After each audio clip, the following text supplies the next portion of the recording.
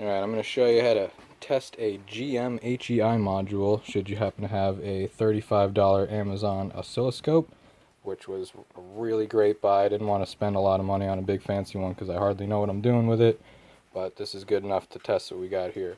So we have power to the module from the car, so that's powering that. HEI module is under there, and it's being fed by the magnetic pickup coil via these two terminals. We're going to be able to test those as well, but for now we've got the module powered up, and we have the output signal that would normally go to the ECU connected to the scope. So we can see when we turn here there's a slight delay, but we do see that square wave, and that's what we're looking for. Nice and clean, on and off every single time it passes, nice and square. Now we're going to test. So if you don't get anything on that, it could be the module, it could be the pickup coil as well. So next we'll test the pickup coil. Alright, now we've got it connected right to the output of the pickup coil, power and ground. I've just got a couple things from my lock picking set here. That's all I had to fit in there. I couldn't get the pins deep in. I didn't want to break it because it's a brand new one. So yeah, same thing, but this time we're going to see more of a, I don't know if it's a sign or whatever, but you can see the voltage going down. Well, let me get one and pause it real quick. A nice clean section. So you can see the voltage drops right before it approaches one of those points, and as soon as it crosses that, it jumps to positive and then goes back down, and so on and so forth. So I don't know, I think that's pretty cool. You can go faster if you want. Oh, was that me or was that the module? Hopefully not the fucking module, because it's brand new, even though it was a cheaper one. But yeah, no missed lines. You know, I bet you if I put on a drill and had a nice consistent RPM, that would probably be more worth my time. But this is a yes or no question as far as I'm concerned, and we got a yes. So I took some stills of that. I'm going to compare them with the factory one, which I believe is not working. Also,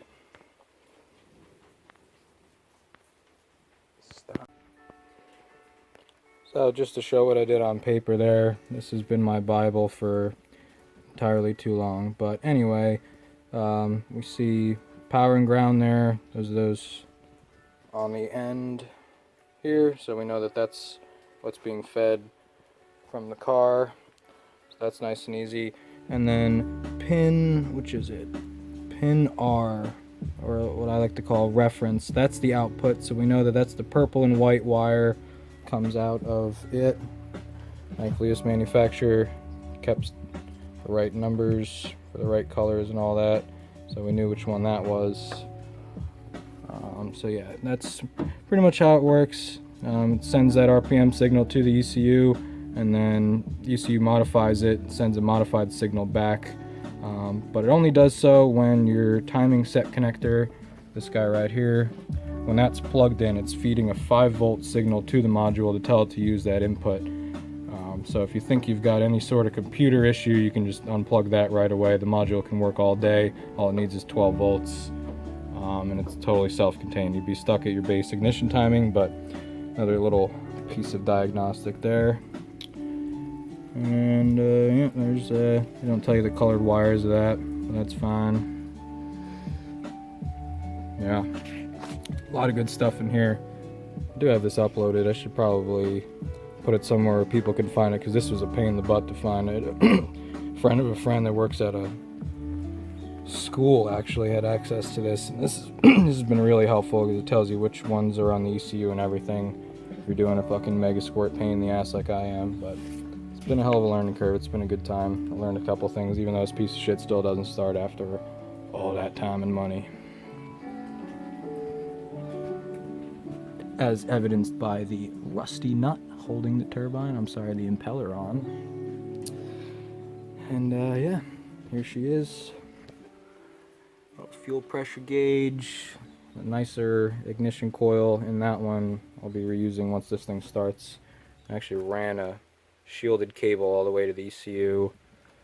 It's broken here at the connector, but I ran the shielding outside, grounded it, and then it's another shielded cable past there. Probably won't use that because I was trying to fix an issue that I didn't have, but we'll see. Make us worth some good shit as far as I'm concerned.